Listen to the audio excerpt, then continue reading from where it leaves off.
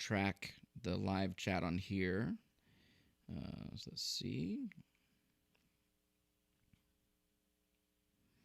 All right. Turn my volume down here.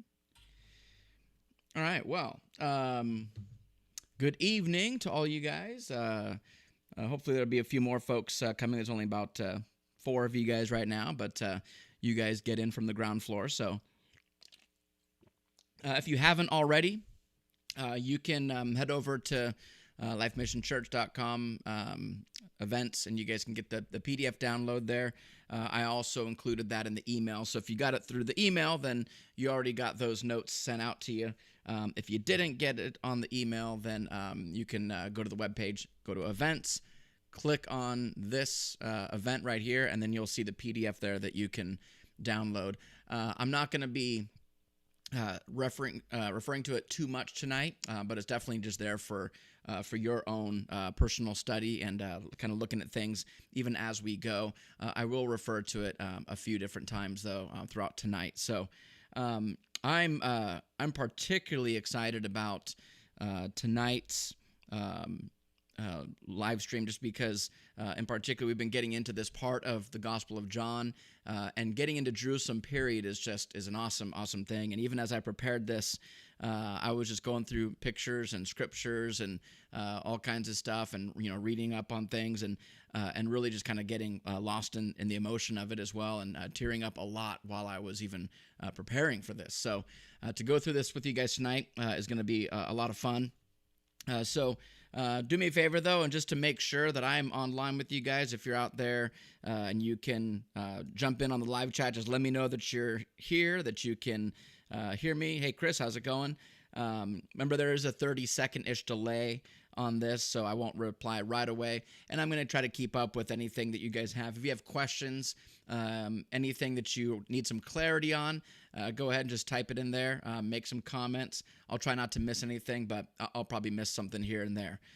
But again, I'm super excited to get into this particular one. This will probably be a 3-part thing looking at Jerusalem.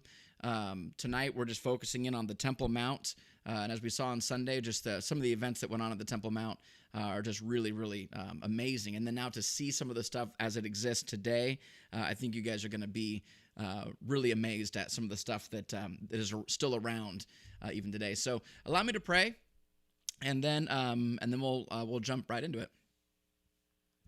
Lord, thank you so much for your word that gives us so much vivid description of who you are, what you came to do, what you accomplished, what you were like. Most importantly, the message and the mission that you came to proclaim and to accomplish. And we as your church, we want to be on your mission, that the mission of God to seek and save the lost. And even tonight, as we see in particular, just the way the reality of Christ walking on this earth and the things that he went about teaching, and the history of even the early church. There's so many things that we have to take from, even in these visuals and in these scriptures. So help us have a better understanding of even some of the history behind this little sliver of real estate in the Middle East, that it would have implications for us even today. So we thank you, Lord. We love you. In Jesus' name, amen. All right, well, I want to begin.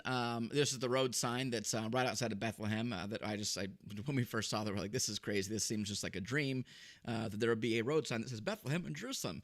So I wanted to start off just by first showing you guys where Jerusalem is located in Israel. So here you have the modern state of Israel here. This is where we were the last time, up in Galilee, and this is also where 2 weeks ago or so we saw Jesus was right here in Cana. So up in this region, when you see this topographical map, you see that up here, this is very green, lots of farmland. You got this river valley that goes down here, and you see Jerusalem is perched up here on this ridge. So it's definitely it's much different terrain where Jerusalem is, very rocky, and much different than up here where it's a lot of lush green farmland. But to zoom in on Jerusalem, I've got this map. I got a couple different maps I can show you guys here. But I want to show you and give you a very, very, very brief background on just sort of the history of Jerusalem. So the original Jerusalem, as we know it, was located right here. It was called a city called Jebus, and it was inhabited by the Jebusites because they were from Jebus. And as you see, this thing kind of looks like Florida, and it's like a little mountain ridge, a little mini ridge. So right here, you've got the Kidron Valley, you've got the Mount of Olives right here. So this is a pretty steep slope here. You've got the Hinnom Valley, which comes along right here, and then right here you have this kind of little mini sort of valley. They call it the Central Valley. It's the Tyropoeon Valley. But what happens is there's this little bulge right here. It's called the Ophel. And this is where David first came in and captured this literally little sliver from the Jebusites. He set up shop here. This was originally called the City of David. And so right about here is where he built his palace. And then eventually he wanted to build a temple. Are you guys still there? Let me know if you're still there, because I'm already seeing problems on my stream. I don't know why I'm having so many problems these last couple times. So if you could chime in, let me know that you're still there. Hopefully we're still there. But David wanted to then build a temple for God, but the Lord said to David, I'm not going to let you build a temple because you're a man of blood, a man of bloodshed. So what David did is he purchased this land up here, and he cleared it out, and he started collecting all the building materials for the temple. And then when he anointed his son as king, then he said to Solomon, now I've collected everything for you. Now you can actually build the temple. So the kingdom was expanded north as David purchased this part of the land. And then this was cleared out. And then eventually Solomon built the temple here. Now, as you can see, as Jerusalem kept expanding even further, the walls were built all around here. And this is Jerusalem around the time of Jesus. So Solomon and David, that was about 1000 BC, 900 BC. By the time Jesus was on the scene, the walls looked something like this. A little bit after Jesus died, some more walls were built right here. And some scholars actually believe that these walls were there during the time of Jesus. So some of these numbers aren't precisely correct. Okay, quick glitch, cool. So these walls aren't exact. But these walls were definitely part of right around the time of Jesus, and then maybe these walls here. Later on, after the time of Jesus, the city was expanded a little bit further north right here. You see that little gray ridge. And the modern-day old city of Jerusalem, Jerusalem itself is much more sprawling now, but the old city is like this little tiny piece. And the old city walls that are current, which I'm going to show you lots of pictures, this will make more sense as we go, follow roughly along this northern ridge right here where you see how that is. I'm going to go to this picture. So here, again, I'm going to go back to this. This is the Ophel. This is the original lower city, the city of David. Here's what it would look like in sort of 3D. So you see this steep valley right here, Kidron Valley going up to the Mount of Olives, Central Valley right here. Right there you see the south face of the Temple Mount, what we saw on Sunday. And so this is where the palace would be. Most of this is being excavated. Some of this actually has residential houses on top of it, which is just mind-blowing to me. But this was a great strategic location. This rubble right here wasn't just building refuse left over. This was purposely smooth stone rocks to make it really difficult. I mean, it would be virtually impossible to climb this up. Your feet would just sink into it. So you couldn't even attack from this side. So very strategic place. There was some springs down here that could bring in fresh water into this area. So it was an awesome place to build your kingdom. So going back to this again, we see this here, the Ophel. Eventually, this part was filled in with residential area right here during the time of Jesus for sure. But the wall was built either after Jesus' time, maybe during. So eventually they encased this so they could protect all this. So the lower city expanded into here. Now, this map shows a little bit more detail. So you've got, again, at the Mount of Olives, there's the Mount of Offense, which is, this is where Solomon set up idols. So Solomon wasn't all good, as we know. He built the temple, but he also built some worship for idols on the Mount of Offense, which is why it's called that. Later, it's also known to be the place where Judas went to hang himself, and that field was then purchased and made into a potter's field. They call it a potter's field because the dirt here is like real clayish, very bright red, and so it got that name, Field of Blood, partly because of the red clay, but also partly because it's where Judas was known to hang himself. So there's the Mount of Offense. Up here, this would be known as Mount Moriah, which is where the temple was built. And then this area here would be called Mount Zion. So just kind of rolling sort of valleys that would separate these sort of little mini hills from different, to distinguish them. A couple things here I'll show you before we move on to the next one. You see here there's a theater that used to be there, possibly also a hippodrome. I don't think there's been any actual evidence of the hippodrome. So hippodrome is, if you've seen Ben-Hur, and if you haven't, it happened here for 2 months we had pretty good internet, and then all of a sudden the last week it's been giving me problems. So again, let me know that you guys are back on there, just to make sure I'm not just talking to nobody. So I'll go on to the next one here. This particular map, I love this one here. This shows the wall that got built down further. So the previous wall would have gone right up in here, as we saw. But here's where this wall got connected and expanded. You see the city of David. Here's the Ophel right here.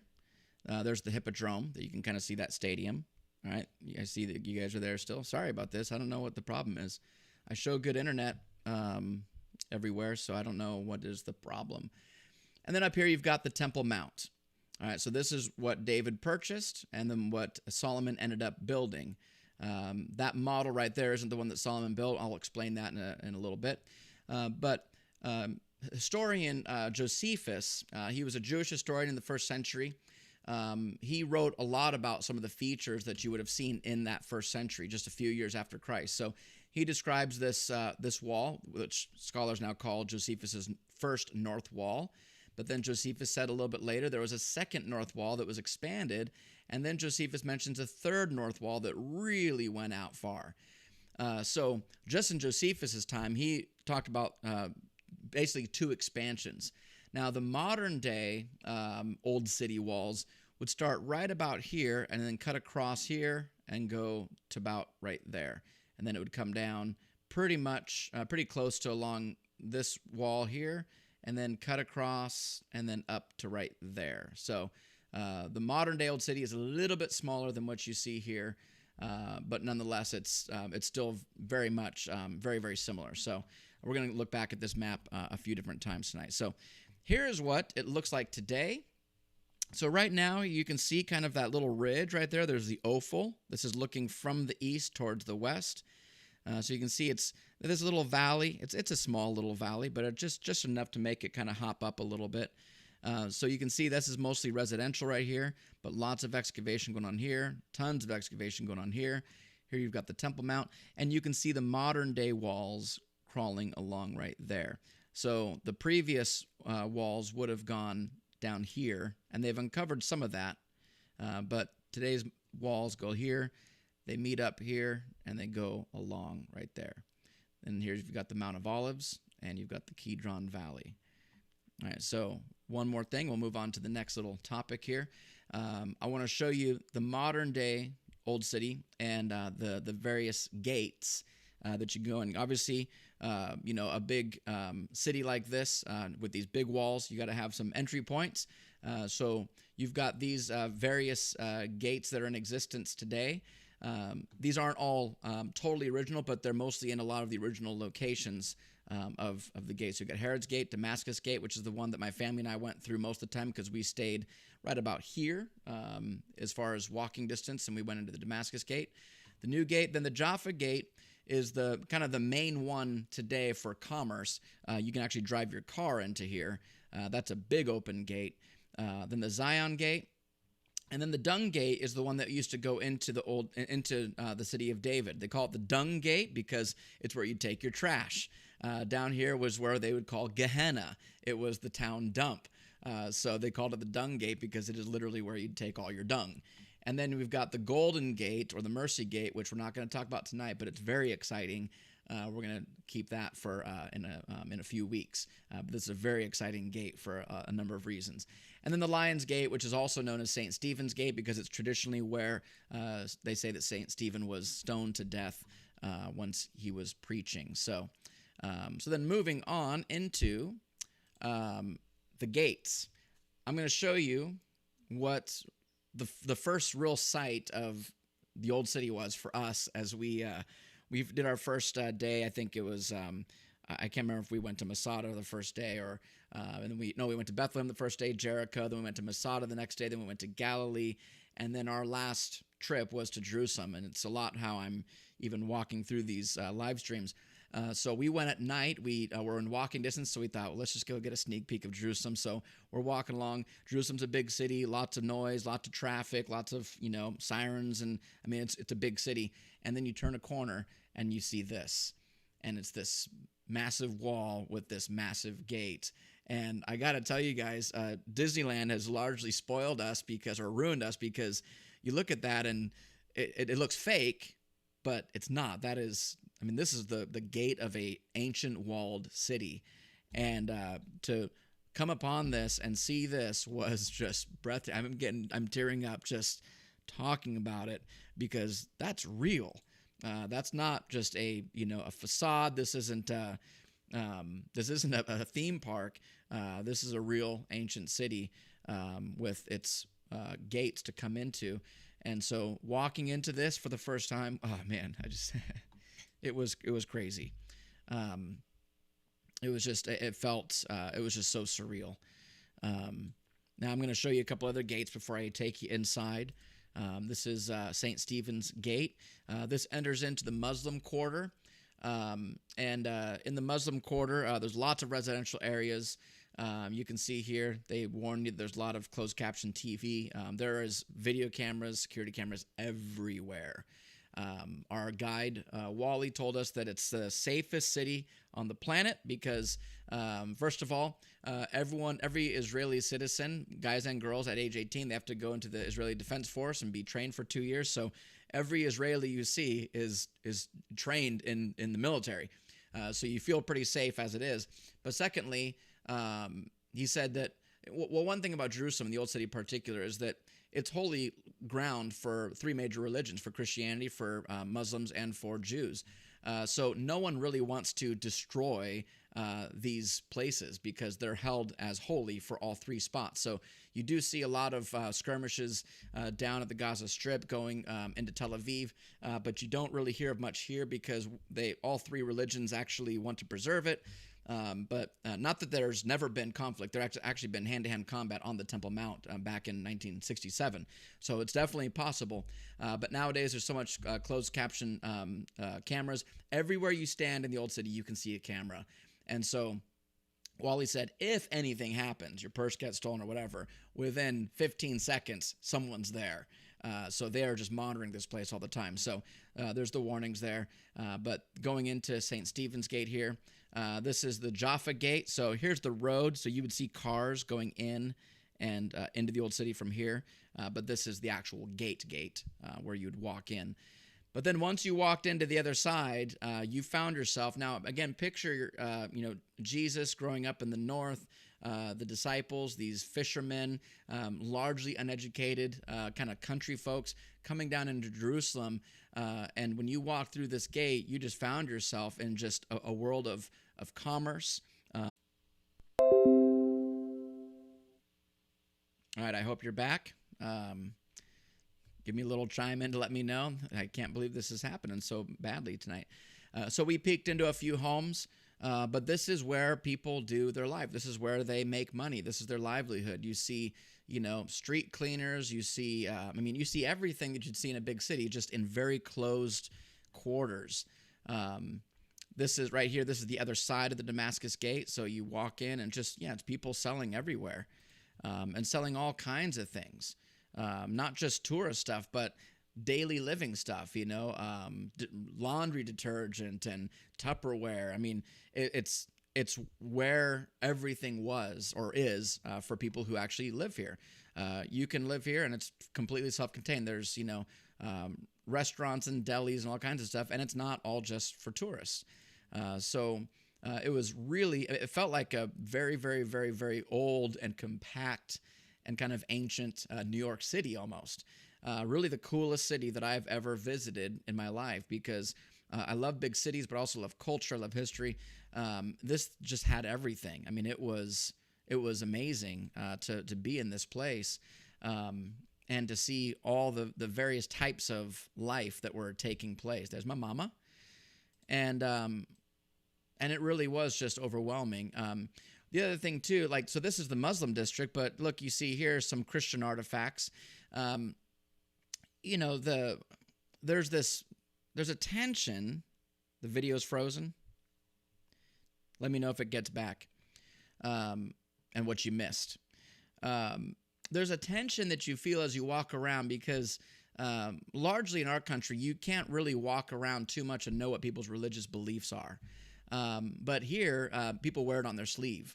And the tourism here is different than, say, a New York City or Chicago or Los Angeles, because people here are more like pilgrims. They're not really here to party, to go out in the town, to all that kind of stuff. The people here they're on a pilgrimage, whether they're Muslim, Jewish, or Christian. So there's a fully different sense of the tourism. There was some cheesy touristy things there for sure, but there really was. There was really it's very different than most big cities as far as the tourism goes. So for us, it was interesting because you felt the tension of the different religions, but you also felt very safe, and it was very surreal. Let me know if the video came back. I see Carla said it did. I'm seeing. Let's see. All right, I think I'm back. Hopefully I'm back. My dad just texted me and said it's not, but I'm seeing it back on my phone here. So, the tension was really surreal, very interesting, very different than anything you'd experience in another city. And even though this is the modern day Jerusalem, I do have a general feeling that this is kind of what it felt like back 2,000 years ago.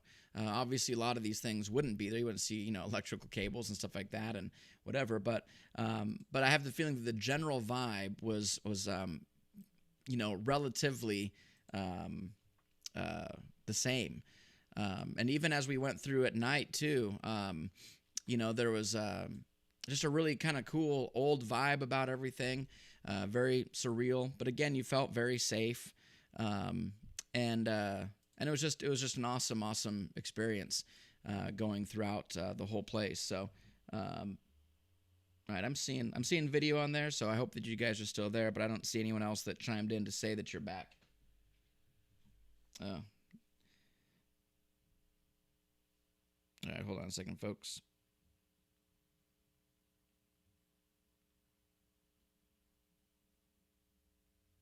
If anyone else is back, let me know. My parents said that's not back on theirs, but I'm seeing it on not on my studio, but on my actual YouTube feed here. Oh, wait a second. You might have to maybe refresh your browser, possibly. All right, the Barnes family is good. All right. Well, we'll move on here. Now, one of the things that was really, really awesome, that was just so cool for the experience, was not just the sights, but also just the smells. That is what made it feel very, very authentic and old world, was the smell of the spices all throughout these little tiny streets.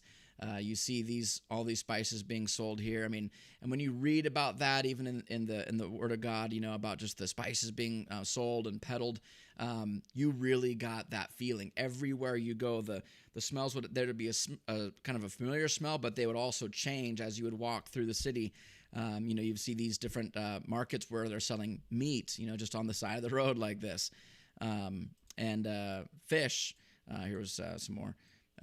Some lamb being sold. You got, fish markets.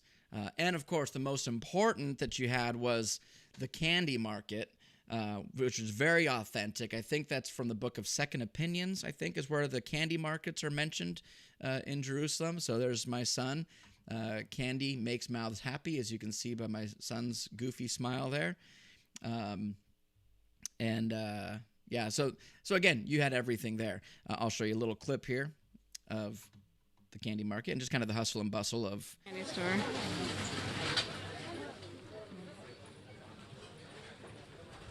Hey, dude.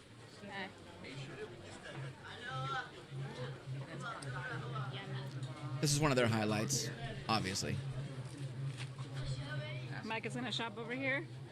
Huh? So it's very swap meet like, very much like a bazaar, and just very diverse with everything that is offered.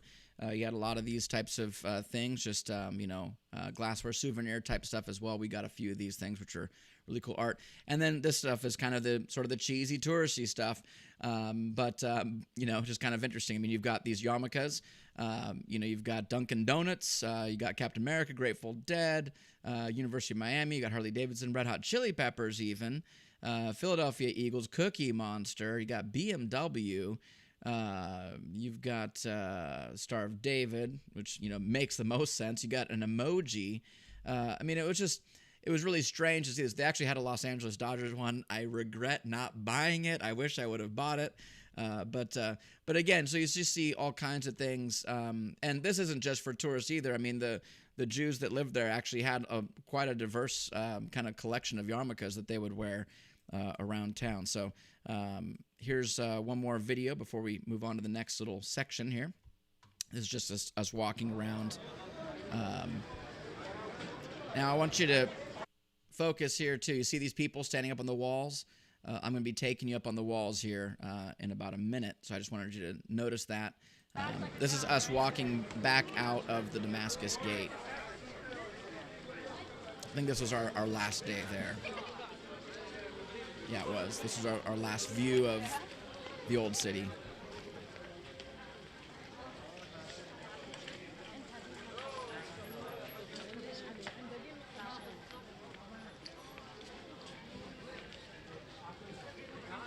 So obviously very busy, very loud. Lots of different sounds, sights, smells, everything. Really, really dynamic, very different than what we'd be used to here. So I'm going to take you up on the walls here. So the first thing I want to show you is this little picture of on the wall. Now, the walls, I want to give you a little brief history of the walls themselves. Some of the first century walls that were built by Herod were built upon Nehemiah's original wall. So the original walls, going back to Hezekiah's day, that Nehemiah ended up rebuilding. Herod in the first century rebuilt the new walls on some of those spots. But Josephus stated that Herod preferred starting brand new, starting fresh in most areas of the wall. So in 70 AD, though, most of the city walls that Herod had built were destroyed during the sack of Jerusalem when the Romans pillaged and destroyed Jerusalem. And then the city was left with no walls for about 60 years. So it was just a completely unwalled city for about 60 years. Let me know if you guys are back on. Mine's kind of getting a little glitchy there. Then later, so 60 years later, in 130 AD, then the Roman Emperor Hadrian, he rebuilt the walls around Jerusalem. But he rebuilt Jerusalem not as Jerusalem, but he named it Aelia Capitolina, which was his new Roman city, a pagan city. and he even built a temple for the god Jupiter on the Temple Mount where the temple used to be. So he built a pagan temple. Then 200 years later, the Roman Emperor Diocletian, he eventually rebuilt the walls completely around. So then later in the 600s, now the Muslims take over. So the Umayyad Caliphate, they came in and they started really bolstering up the part of the Temple Mount retaining walls. Because as you recall, or I don't know if I said this on Sunday, but the Romans pushed down the top part of the retaining walls. And so then the Islamic Caliphate, they rebuilt on top of those. I'm going to show that a little bit later. But then 400 years after that, there was an earthquake that destroyed most of the city walls. And then after that earthquake, they were rebuilt by another Islamic Caliphate that came in and took control of Jerusalem. They strengthened the walls because they were protecting. They knew that the Christian Crusades were coming in to take over Jerusalem, so they strengthened the walls. Now, when the Crusaders came in, then they destroyed the walls, but then they ended up rebuilding some of the walls.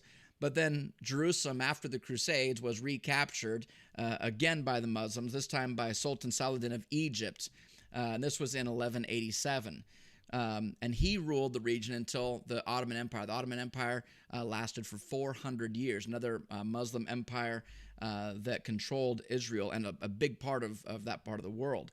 Now, during the Ottoman Empire, Sultan Suleiman the Magnificent, who is he has a pretty famous name in Jerusalem there, because he rebuilt the walls in 1537, and that's largely the walls you look at today. So most of the old city walls you see are from the 1500s because of Suleiman the Magnificent. And he rebuilt those walls partially on top of the original first century walls. And then, as I mentioned, the Ottoman Empire ruled for 400 years until 1917. So a few quick facts of these walls. There's about 2.5 miles of the walls that you would see today. They're on average about 40 feet tall, 8 feet wide. There's 34 watchtowers. There's 7 main gates for foot traffic or vehicle traffic. And there's 2 gates that are open for archaeology, and 1 gate, which is the Golden Gate, the Golden Gate that's not open at all. And so you can walk around all the city walls. Here, I'll show you a couple little videos of us just kind of walking along here. Again, you can hear the loud noises of the modern day Jerusalem to the west. Back in the war, the Six-Day War of 1967, there was a lot of attacks upon this wall. You can actually still see pockmarks from guns and bullets, and they had even tanks that, they had a couple markers along the wall that pointed out where some of the tanks were. So there was even some modern day warfare, and this wall was used to preserve. So this is inside maybe the southwest corner, one of the very few parts of the old city that's undeveloped. And then, let's see, one more here. This is us kind of getting to the end of the wall on the south end. There's the Dome of the Rock right there, Temple Mount. I think you're just a lot of so you can see even in the old city, there's a lot of more modern buildings. So it's a really strange mix of ancient meets modern. You got guys on scooters and all kinds of stuff. So right here, you've got the Mount of Olives. All right here. This is the cemetery. This is where some Old Testament prophets are buried. David's son Absalom is buried here. This is the Mount of Offense right up here. So it's a beautiful view up there. Now the next thing here, this is called the Broad Wall. And the Broad Wall was discovered in 1970. This is part of Hezekiah's wall. So King Hezekiah had this wall built, and they uncovered part of it. Around 700 BC is when Hezekiah would have built this. This was during the time of the prophet Isaiah and the prophet Micah. So Micah and Isaiah would have seen this wall with their own eyes, which is just mind-blowing to me. It was built, Hezekiah built this wall and also a tunnel to bring in water from the Gihon spring to the inner part of the city so that he would give water to the residents, but also not give water because he diverted all the water from the outside to the inside. So then any besieging army would not be able to get access to this water. This wall was about 40 feet tall. You can see they have a marker here that shows how they estimate. These are yards, right? So here's a guy right there, if you see that little guy right there. So these are, I'm sorry, not yards, they're meters, so roughly 3-ish feet. So the wall would have been right up to here, but then all the way up to there. So it's about 40 feet tall, 21 feet thick. And this was mainly built to protect, by Hezekiah, to protect against the Assyrians. And the conflict between Israel and Assyria during this time is considered one of the most well-documented events of the Iron Age, not just in biblical history, but also in secular history, in Assyrian writings. You can read about the conflict between Hezekiah by name. King Hezekiah is mentioned by name in Assyrian documents and other secular history documents, and their conflict is very well documented. So it's really cool and super fascinating to see some of the remnants of this and even get some outside picture to what this conflict looked like. So later on, this wall was built by Hezekiah, but later on it was destroyed by the Babylonians. We learned all about that when we were going through Habakkuk as a church. So the Babylonians in 585 BC, roughly, came in and destroyed the walls. Okay, so they were built somewhere around 730 BC, a couple hundred years, 150 years later. They were destroyed by the Babylonians. This is the same wall that was rebuilt by Nehemiah after the Babylonian captivity. He saw these walls in ruins that the Babylonians did, and so he said, let us come back and rebuild these walls. So they came in, found Hezekiah's walls, and rebuilt them. So this was built up to about that point by Hezekiah, torn down by the Babylonians, and then Nehemiah came in, built it back up again. But then as we saw some of the history that I went through with the walls, it was just torn down yet again. But this part here is from Hezekiah. And a little further in the old city, this is some excavated underneath some shops, more parts of Hezekiah's wall that you can see. There's Liam that's walked down there to get a good close-up of Hezekiah's wall. Here's me looking down. So you're just walking along some shops, some restaurants, and, finding out what do we want to eat, what do we want to buy, and all of a sudden there's like a little sign that says, oh, by the way, this is a 3,000-year-old wall. And it's crazy. Here's another inside of a shop. Here, I'll give you a zoomed out view here. So you want to buy some trinkets, buy some necklaces, whatever. And then they have this plexiglass to show this cutaway where you can look down and see part of Hezekiah's wall, which, again, just incredible that we can see this stuff. And it's just kind of part of everyday life there. So now the particular wall we're going to be looking at is the Western Wall. The Western Wall you've heard of. It's also sometimes known as the Wailing Wall. So I'll show you this. This is where we're going to be right now. So the Western Wall, this tiny little portion. Okay, the Western Wall actually goes from this corner all the way to that corner. But what you know and I know as the Western Wall is this little spot here. This is an open area, open arena, open plaza. That's what we're going to be seeing. And it's on the west side of the Temple Mount. So now I showed you this picture on Sunday. This is the master course, 40 feet long, 11 feet tall, 16 feet deep, 200 tons. That would have been right here, underground. Okay, so that's where that master course is. All right, here's another picture of the master course. Now, keep in mind, that is not poured concrete, which is what it kind of looks like to us. That is one carved stone with all these other stones put on top of it. So that looks like poured concrete to us, but that is one giant stone. So now this picture here, this is where the Western Wall Plaza is. Here you can see the plaza. And we're going to be about right here. All right, and I'll show you this little image here. If you look here, you see this wall here. This wall still exists today. I'll show you a picture of it. And the Western Wall that we're going to look at is this tiny little spot right there. All right, and one more image, a little bit closer. You see these arches here. We're going to see those in a second. And there's the Western Wall right here that we're going to look at. All right, so here's modern-day Western Wall. What you're looking at here, this area that's empty is the men's court, and this is the women's court. You might be wondering, why are the women there and the men aren't? We were there the night of the election, and Ben Netanyahu, the prime minister, was about to arrive because it was election night, and he was coming to the Western Wall to pray for a favorable outcome. So they weren't letting any of the men there. We hung around for a little bit, but we weren't there when he came. So the first night we saw the Western Wall, we didn't get to go up to it. Western Wall is open 24/7. Well, actually, I'm not sure about Sabbath, actually, but it's open all night, I should say. Now, I want to show you something, though. Look at this archway. See that archway? It's about, if you look at these guys, they're 6 feet tall. That's probably 9 feet tall-ish, right? Okay, here's another view of it. So you see the people here. That's about 9 feet tall. You see this archway is about 6 feet tall. That's a very small archway. It just doesn't seem like it was built very well. Why would you have such a small archway?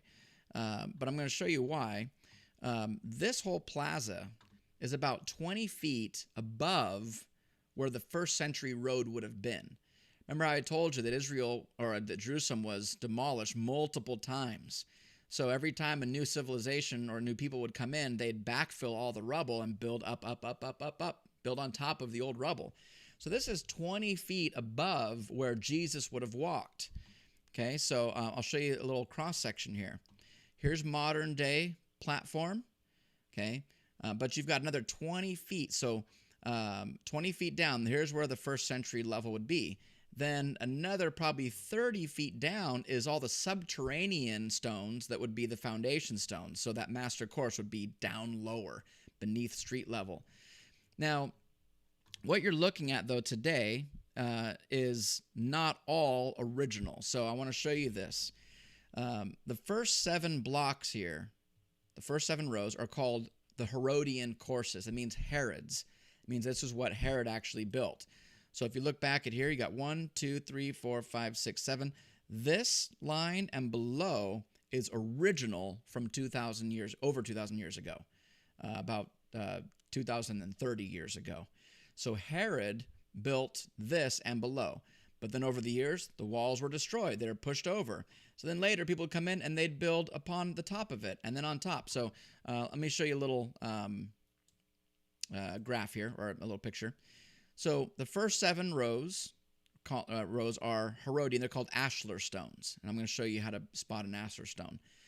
Later on, when I mentioned the Islamic Caliphate that came in the 600s, they saw these busted down walls, so they rebuilt the walls. Now, they didn't just put in these 4 courses.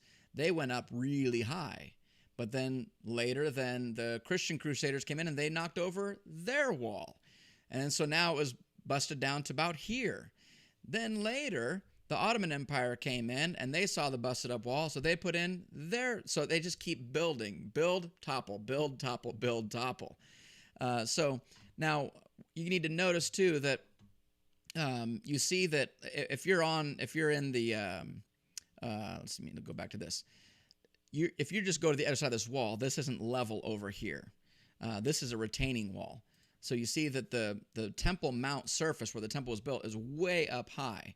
Okay, so it would have been 62 feet above the surface. So if Jesus was walking first century here, 62 feet up is where the level would have been. So I show you later, to get to the Temple Mount, you'd have to take stairs to get up to the Temple Mount. You didn't just go through a doorway and you're there. So it wasn't level. This is a massive retaining wall. So you can see here that the Temple Mount, is higher than the Western Wall Plaza.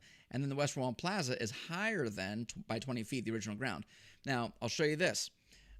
Here is the Western Plaza, which is 20 feet up. If you follow this line along here, you come here and look at this. It drops down 20 feet. So this whole section, the southwest corner, has been scooped out to be excavated, and it reveals first century road. It's incredible. We're going to be there next. Okay, but I just want you to see how this goes along and then gets scooped out. So this here is first century road. This here is not. But notice how much taller the Temple Mount surface is compared to this road. So you'd have to take a big staircase to get up to ground level. So with this, again, the first 7 courses are original from Herod over 2,000 years ago, 19 BC. and then it was built on top, and you can tell the difference of the stonework. Now, to tell Herod's stones, you would see this embossment. These are Herodian ashlar stones. Herod's stones always had these embossments, so it's really quite easy to recognize something that was built by in Herod's time. So at the Western Wall, what we would do, what Jews would do, we're not Jews, but we're wearing the yarmulkes there, is they would write prayers on these little pieces of paper. They go up to the Western Wall, they would pray, and they would put the little pieces of paper in the crevices. There's us right there. There's my dad filming, me and my boys there. And as I mentioned on Sunday, Jews today are not allowed to go on the Temple Mount for fear of that they might actually step on holy ground. And so this is the closest that they are willing to get and are allowed to get to the temple. They know that they're safe outside the Temple Mount, but anywhere on the Temple Mount, they're like, we don't know where the temple was. So this is the closest place that Jews can get to their most holy place, which is why they come to the Western Wall. It's also why it's sometimes known as the Wailing Wall, which is a little bit derogatory towards the Jews because they're seen as lamenting there. So the Jews kind of consider it a little bit derogatory. They just call it the Western Wall. But they go here because part of them, they are wailing. They're lamenting that their temple is not there. We know that the temple was raised in 3 days. But for them, this is the closest they can get. And so they go to pray here. Here's one of the signs that's posted, announcement and warning. According to the Torah, it's forbidden for any person to enter the area of the Temple Mount due to its sacredness. Here's a little bit of video of us approaching the Temple Mount. As we go, there's lots of these little stations set up for Jews to read from the scriptures, to pray. And you have anything from the ultra-Orthodox to just, I don't want to say a regular Jew, but just a more non-Orthodox Jew. And no doubt there's probably some Christians there as well. And obviously when we went, we knew there's nothing magical about this place. There's nothing extra particularly holy about the place. We believe we can pray anywhere, and so we thought it would be great to pray here. We wrote, all three of us wrote some things down. Life Mission Church, you're on that little paper that was placed in that crevice there as well, along with a lot of my friends, people in my life that aren't believers. So it was just a really, I'm just going to skip forward a little bit. Mike has got his yarmulke on with a little bit of style, kind of hanging off to the side. And it was just a really cool experience. You kind of feel a little bit like you're intruding because, for the Jews, it's a much different significance for them. But nonetheless, we're like, well, we can pray here too. It's not illegal or whatever. And so we went and we prayed, and it was a great experience for us to be able to go and do that. When you walk away from the wall, you're supposed to walk backwards for a few feet just to show some respect. The yarmulke also is just a sign of respect. There wasn't anything particularly, religious or whatever. It was just a respectful thing to do. Much like how, for instance, any holy site, any church, any synagogue, the Temple Mount, we're not allowed to wear shorts, no tank tops, all those types of things. And the men have to wear some kind of a covering when they go into certain places. So, again, just a really, really awesome experience. I know that Jesus wouldn't have touched those walls since they're 20 feet up, but I know that he would have seen those walls with his own eyes. So that itself was just a really powerful time for us. So there was one of those is our little pieces of paper there. So. And then all of this is just, it's just seed that gets up there and then gets watered by rain and just kind of comes out. I remember when I was younger, I thought, what is that? It looks like burn marks or, well, what's the deal there? So, and this is the women's side here. There's my mom and Katie coming back from their time praying.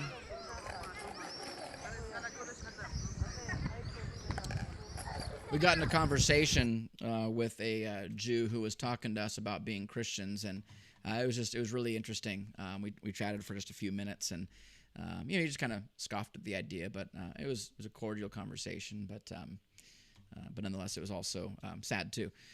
So I mentioned how Jews aren't allowed to go on there, and right now the Temple Mount is controlled by the Muslims. So on our last day, we encountered this as we walked out of the Temple Mount.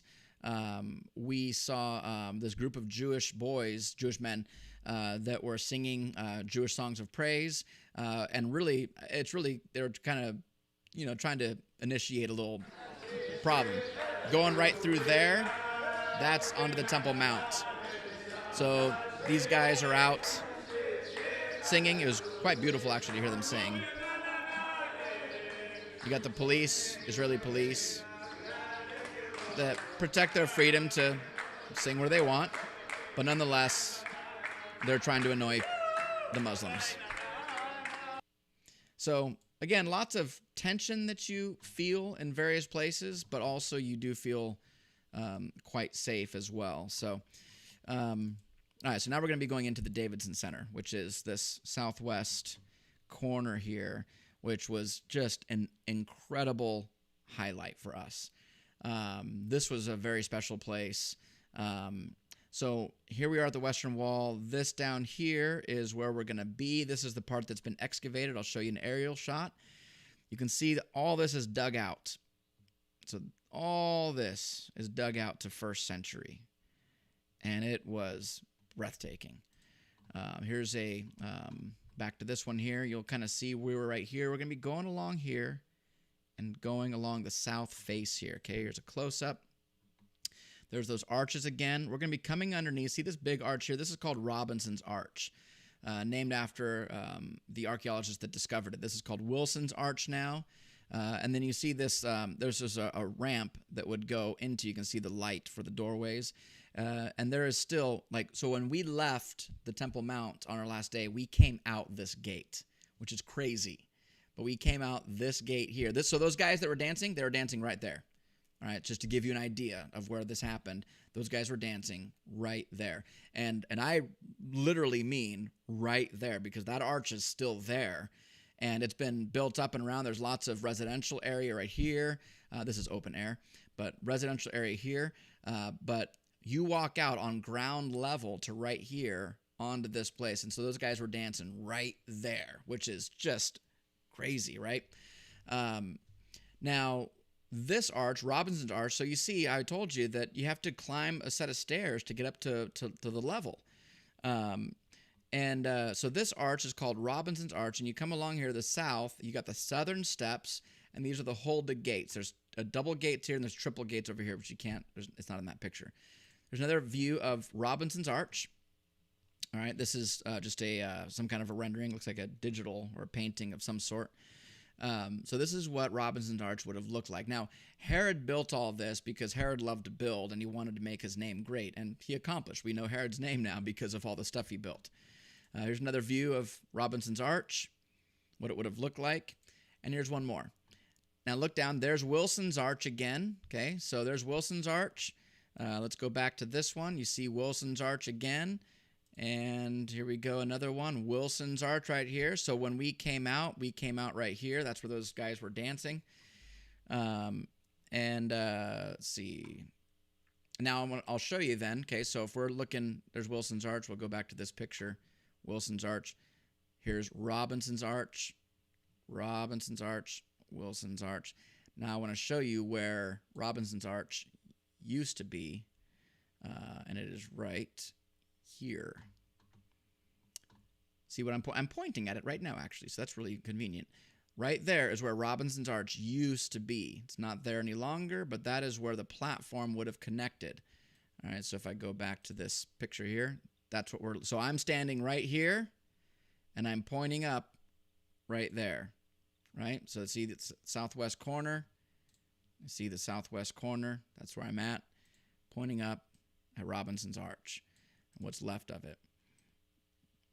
And that was amazing to see, just to picture this massive arch right here, and what would have been to the left of us is a huge staircase.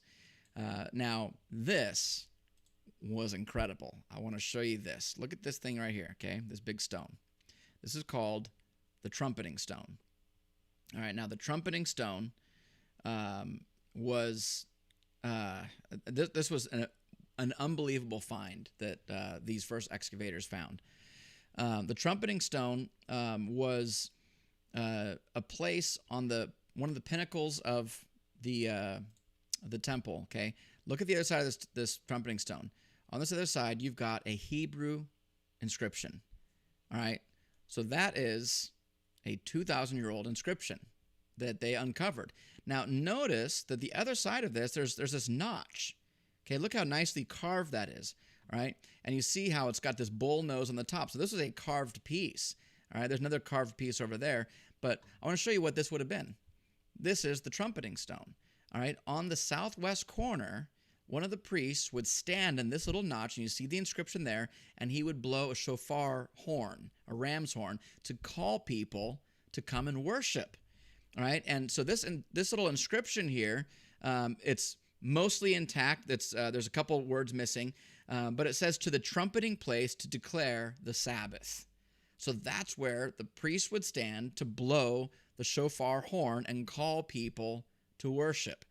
Now, another part of, I'll show you where it would have been on the corner. So it would have been right here, right there, right below. So, and I'm standing right here. Now, the archaeologists actually found it right there, but they moved it over about 20 feet as they kept excavating. Okay, so back to this picture here. They found it right here, which would be right directly below where it came off, and they just moved it 20 feet over as they kept going. So this is where the trumpeting stone would have been, where they declared. Now, here's another piece of history. This is just part of traditional church history. It's believed that that James, the author of the book James, the half brother of Jesus, and the first. All right, I think I'm back on. If you guys missed something. If you missed something, let me know, because I was right in the middle of the story about James, so hopefully you're back on and everything's fine. But just let me know that we're good on the live chat there. So James would have fell to his death right here after not recanting his faith. And the very fact that they found this trumpeting stone is just incredible. Absolutely incredible. All right, thank you, Carla. You're back. So seeing that up close and in person was just amazing. Now, I want to show you something else back in this picture here. You notice here, you see some little shops. All right, see these kind of patio coverings here? So you see shops along here, shops along there. All right, I want to show you this picture here. Look at this. Here's where Robinson's Arch would have been, and it spans across right here, and it connects right here, and right below would be some shops. So look again here. All right, we span it right here, and right in here you see shops. Shops all along this wall, shops along this wall right here, and underneath the arch. All right, so when you see this again, here's where the arch would have been, spanning across. These are first century shops. Shops that, no doubt, Jesus would have walked along there, and he would have seen these shops. Maybe he would have gone in and bought something. I don't know.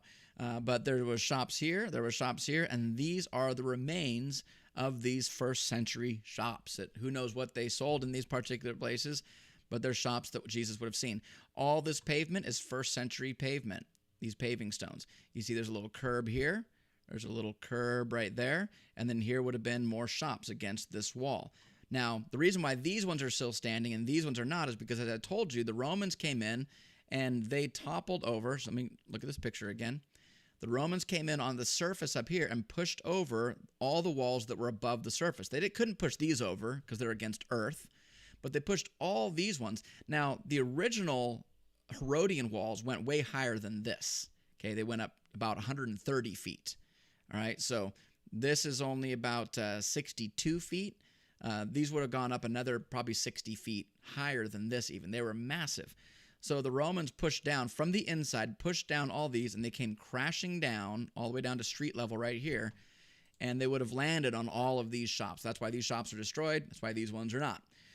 So to find these in their state was amazing for the archaeologists. Now, this picture here, you can see some of the foundation and the walls, the separating walls, that were from those shops. So this is directly underneath Robinson's Arch. So you can see the remains of these little shops, which again is just the craziest thing. So then looking again at this, you see how this pavement was crushed underneath all these boulders. Now, look at this pile of boulders. Those boulders, those are all ashlar stones. This would have been part of the original wall that went up higher than those current 7 courses of Herodian stones. They moved some of them out of the way to excavate so they could see what this pavement looked like, but they left a lot of it there because they wanted to see, they wanted this to be frozen in time. So these boulders were removed so they could, excavate, but these boulders were left so we could see what the Romans left behind. So when you see this, it's like it was just frozen in time from 70 A.D., that this is what Rome left of Jerusalem. And it's heartbreaking to see what they did to the place and the weight of these boulders crushing this pavement. So if you go back out to here, this pavement not near as crushed. This is just obliterated. I'm sure some of this probably was put back together for safety, but these were, obviously you couldn't do anything to those there. There's another view of Robinson's Arch looking to the southwest. And then here's a close-up of some of the busted up pavement. And then here's some more. And so here's an example of some of the pavement that's been crushed, but then how they reconstructed some of these just for safety purposes and to show you what it would have looked like if it was new 2,000 years ago. Now, on this one here, we've got, I want to show you this. This was exciting. This was a really crazy thing. We were sitting there. First of all, when we came in the Davidson Center, we didn't know they were even open because there was no one there. We had the whole place to ourselves. It was absolutely crazy. And you can walk all along all this stuff. And we kind of felt like we weren't supposed to be there, but we paid to get in. So we're like, okay. So we're walking, and there was like one other person. So we're sitting here, and all of a sudden, I think one of my boys says, hey, look, someone's coming out from underground. And we saw someone popping out here. And we went over, and we found that you can actually go underground here. And we didn't really see that there was this little thing that said danger, no passage. I don't know if that was really supposed to be there or not, but nonetheless, we went underground into what is their drainage system for ancient Jerusalem. So here we are underground. Now, you'll notice something, how these ashlar stones, they do have the bevels, but they're not as smooth. They knew they didn't have to carve these out as perfectly because they weren't going to be seen. These are the underground foundation stones for the Temple Mount. So they still had their grooves for fitting, but they didn't smooth them out. So these are a lot rougher looking. So now if you kept going north down this hallway here, you'd eventually get to the master course. There is a Herodian street. What I mean by that is that this is a Herodian street, a road that Herod built. And see how this is all underground? They've actually uncovered a lot of this Herodian street that goes all along the whole side of the temple. So this whole road, see it right there? They've uncovered a lot of this, but it's all underground now. So when you saw the master course, that was all up here, but underground. So this road went the whole length of the full western wall. And so here we are back underground. See, this is a water cistern. So drainage would course through here. And we saw a lot of these just very small little passageways that, if you're claustrophobic, this is not the place to go, that's for sure. Here's a little video of it. I'm going to skip through a little bit of this because it's a longer one, and this is Liam's video, so it's a little shaky. Looks like goo. Oh, that's a dopey web. A dopey web. I don't even know what that is. And there's my wife. That spider almost ate her. Why is it wet? Because it's a sewer.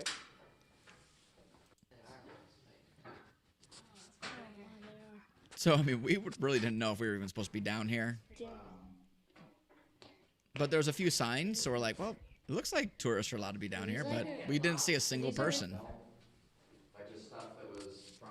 They found old bronze coins. They found vases. They found bronze bowls. They found all kinds of first century artifacts down in here, which is just amazing. A lot of stuff that was from the pillaging of the temple. It's all wet. Is that okay? was in this. Oh yeah, it's all wet. Still used to sewer. The boys didn't quite know the difference between a sewer and drainage, so this wasn't wasn't quite a sewer. Though there would have been some type of, you know, probably animal sewage and stuff that I wonder got how dumped deep down it here. is. Wait. Now during Hold on, the that was mean. That's during the sack of Jerusalem in 70 A.D., which we're going to talk about later in one of the other live streams. In 70 A.D., when Rome came in to destroy Jerusalem, thousands of Jews hid under here to hide from the Romans, because the Romans were coming in and taking them as slaves. They were killing them. So thousands of Jews, some of the last Jews to survive the sack of Jerusalem, seem very would have hid down here. Oh my gosh, there's a lot more. So this corridor just kept never ending. going on and on and on. Yeah. Yeah, the boys said it was like Goonies. Worst part. It looks like there's still. Imagine people lived down here to try to escape. Oh, see, I'm talking about it right there. So, you know, and then the ones that stayed here were eventually caught and killed, and the ones that fled went to Masada. Yeah, you can just. So we'd already gone to Masada, so that made sense to everyone there. They stayed in Masada for a couple of years.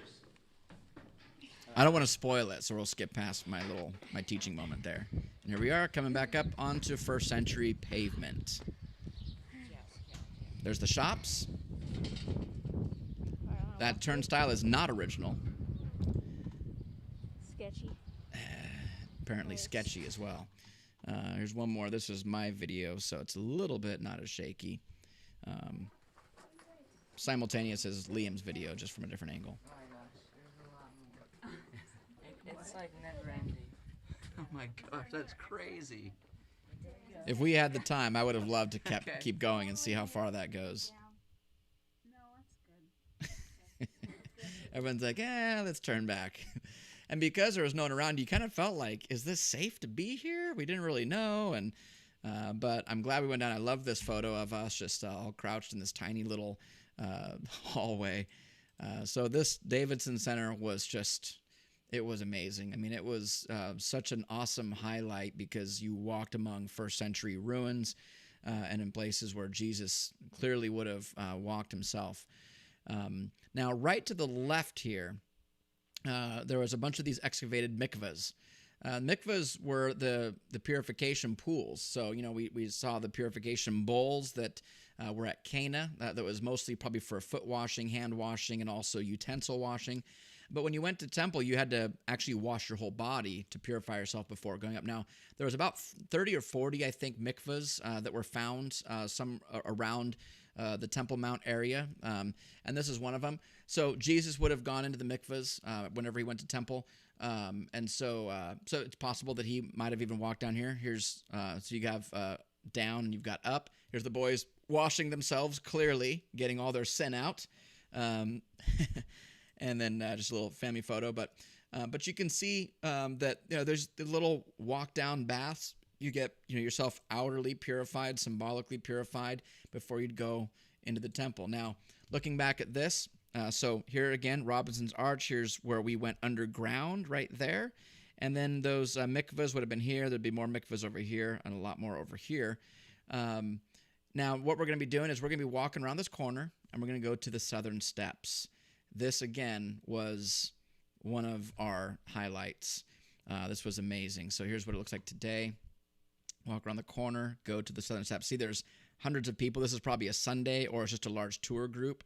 And again, when we were here, there was nobody. I mean, we had the place to ourselves. It felt weird. So here's us walking around the corner. So this is along the southern face right here.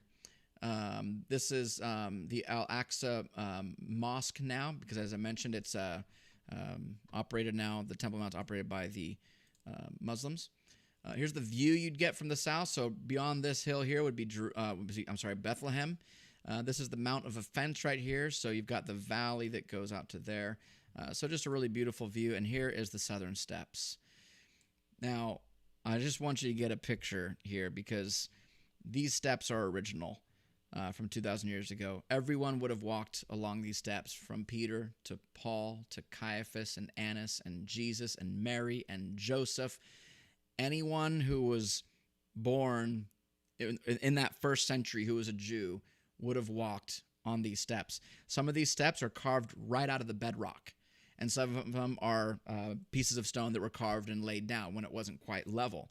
So depending on where they built. So a lot of this stuff is original bedrock that was carved, and a lot of it was original that was placed. But these are the original steps here. So again, here's where we're sitting. So we're sitting right about there, in that spot right there.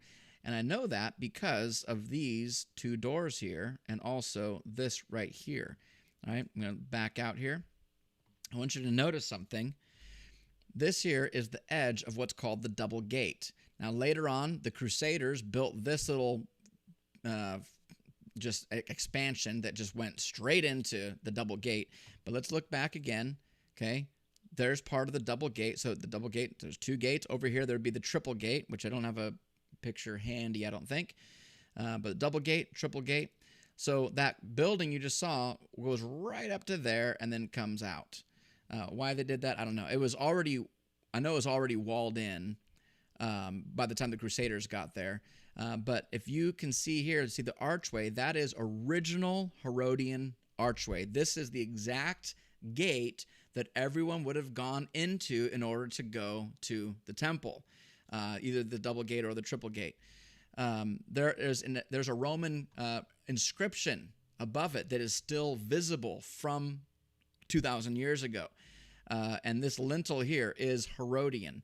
Now, again, as I mentioned, because things were built and rebuilt and captured and taken over, whatever, they filled this in eventually. So now, clearly, it's not an entry way.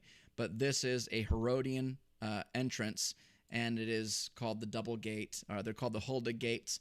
And then the triple gate is down this way. I don't think I have a picture of that. So to sit here, there's my parents, to sit here where all these different people would have been was amazing. This flight of stairs here is about 210 feet wide, and they alternated the span of each step, alternated from 35 inches to 12 inches. So you have a 35 inch, then you have a 12 inch, 35, 12. The reason they did that is because they wanted Jews to slowly and deliberately come to temple. They didn't want to just rush up the stairs, run up the stairs. They wanted them to look down in humility at their feet and pay attention to where they're walking. So they did that on purpose in order to make it a slow, deliberate, careful approach to the temple. In some extra biblical text, I think it was in the one of the writings of the Sanhedrin, they talk about how Gamaliel sat on these steps. Gamaliel was the Apostle Paul's Jewish teacher when Paul was still a Pharisee. And Gamaliel sat here, and Gamaliel is also the one who called for the release of the apostles in Acts chapter 5. So you see all these different people from history that sat among these. I mean, this is where you'd hang out maybe afterwards with that great view looking to the south. I imagine possibly that, Mary and Joseph might have sat at those southern steps and looked towards Bethlehem. If they didn't maybe make because, you'd come down from Nazareth every year for Passover. Maybe they didn't go as far as Bethlehem, but maybe they just sit there on the steps and look and just, look towards their home, their original home, their family home. You just never know. But I mean, millions of first century Jews would have walked on these steps over the years, and they're still there, which is amazing. Here's a little bit of video of it. This, again, is Liam's handiwork, so it's a little shaky and a little twirly. But here, I'll try to maybe pause it a little bit. So here you can see the triple gate. So I do have a little bit. So you have 1, 2, 3, the triple gates right there. They're also walled up. Down here, you would have had different courts. You would have different mikvahs also here, different things.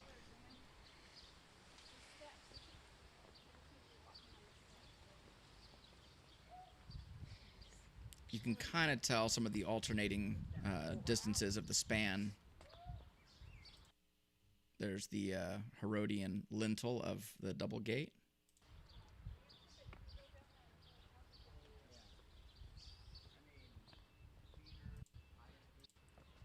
So some of these spots, like right here, have always been reconstructed for safety. So not everything is totally original. Some of them have been refurbished. I don't know if I should be walking in there. That was probably a mikveh that Liam was standing on top of. You can see down into, there's a lot of residential areas we could walk into. I didn't put any of that video in there because it was Liam and it was very shaky. So these were obviously redone right there. But a lot of residential areas, a lot of shops you can walk into. Actually, not all of this was redone. Some of this is original.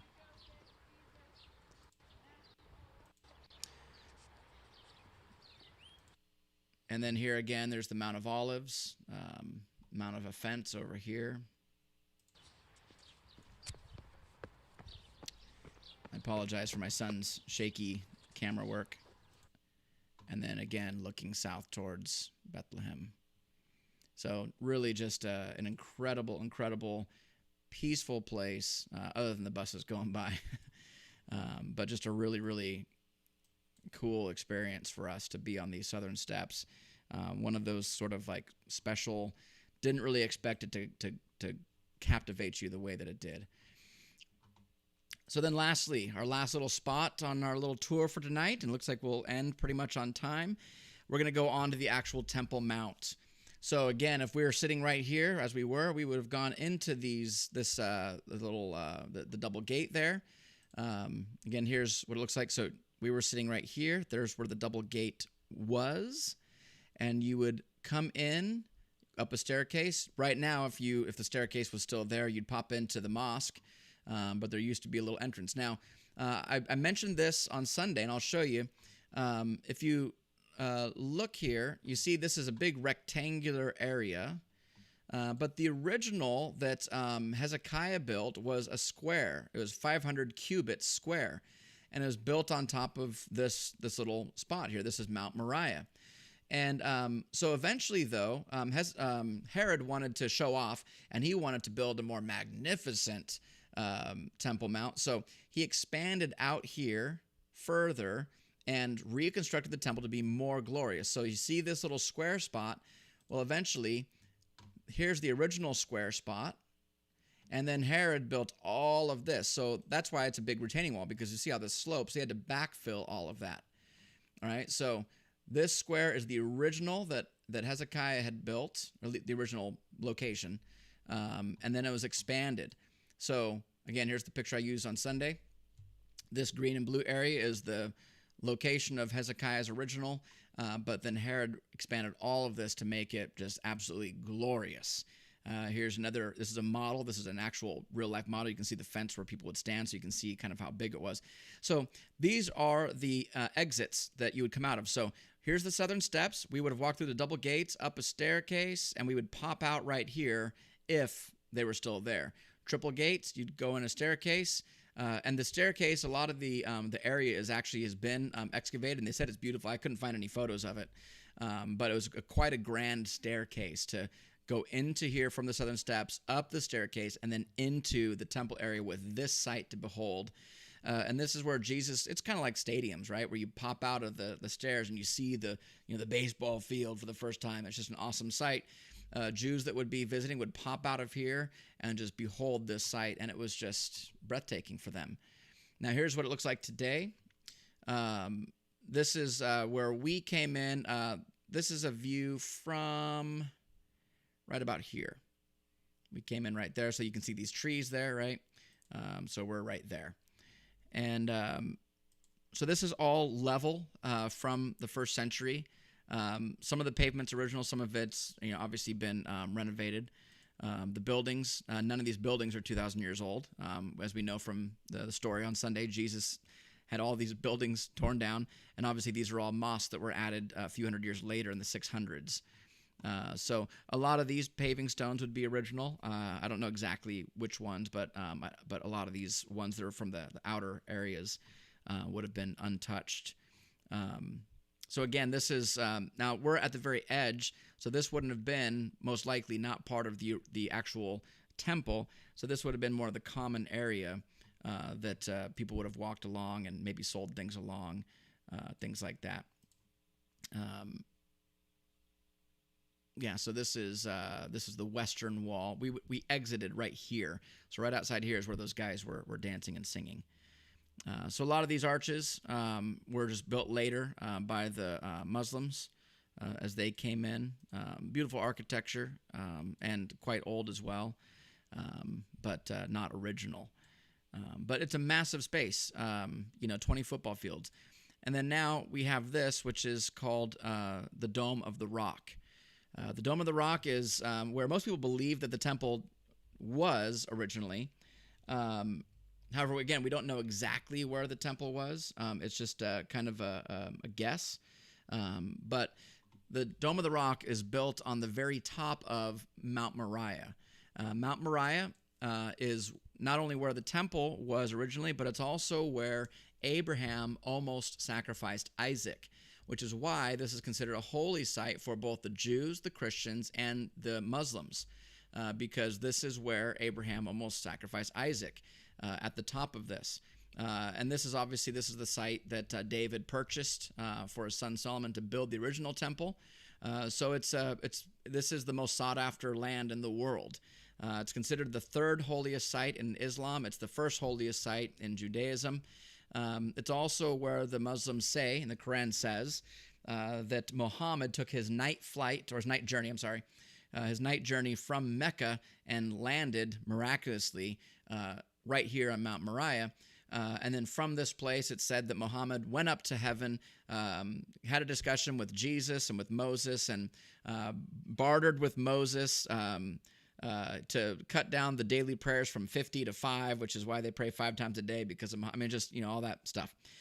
So this is a holy site for the Muslims, for the Jews, and it's also revered for us as Christians too, because of the various connections.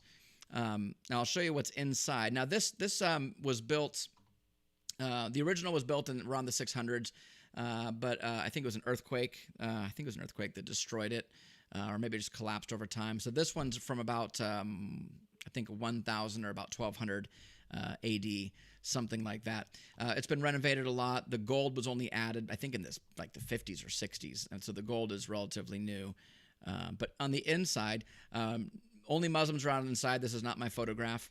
But the inside is basically just a rotunda, and you can walk around in a circle, and in the middle is the exposed earth. So that is bedrock, which is purported. And it is true that somewhere on this land is where Abraham almost sacrificed Isaac. Whether or not it's this exact spot, we don't know. But it was somewhere here on Mount Moriah. This is where they purport it to be. So you can just basically, you look and you pray, you look at and you pray at the original Mount Moriah, which is largely covered now by the Temple Mount.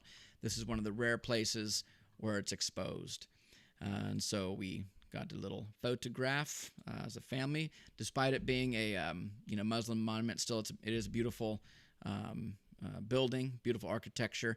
Actually, a lot of Christian architecture in this part of the world, and actually going into Europe, modeled a lot of this afterwards. As a matter of fact, actually one time later on during the Crusades, so this was built previous to the Crusades. This was used as a church for a short time by the Knights Templar.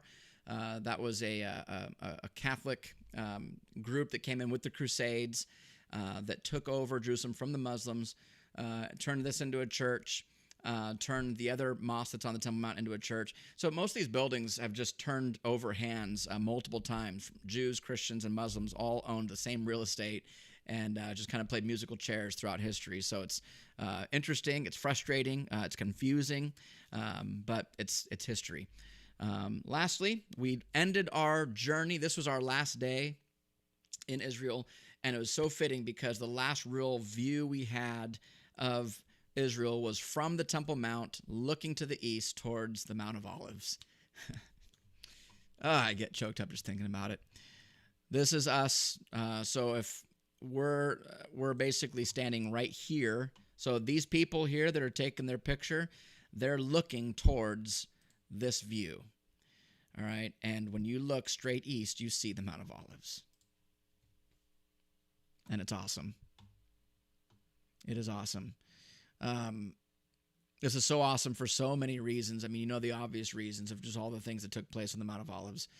But when you even know the connection to the Mount of Olives and the temple, it is from this place where the Old Testament prophet Zechariah says that the Messiah is going to return to the earth. I mean, you understand that this is where Jesus was arrested. It's where he was betrayed. It's where he prayed a lot. It's where he sat upon here and looked upon Jerusalem and wept because Jerusalem would not believe in him, the Messiah. It's where he came in for his triumphal entry from Bethany on the donkey, coming in to Jerusalem. And it's also where he ascended to heaven from. So he was betrayed there, but he also ascended from somewhere right here. He was ascended to heaven. Everyone was looking, and then you remember that when it said, "Why are you guys staring in the sky? Don't you understand? In the same manner he left, he's also going to return." Well, in Zechariah it says that Messiah is going to come to the earth upon the Mount of Olives. He's going to split the Mount of Olives in half, shoving some to the north, some to the south, creating a valley that goes straight into Jerusalem, and he's going to go through the Golden Gate, which is what I told you was the one gate that is still closed. That's a very exciting gate for a lot of reasons.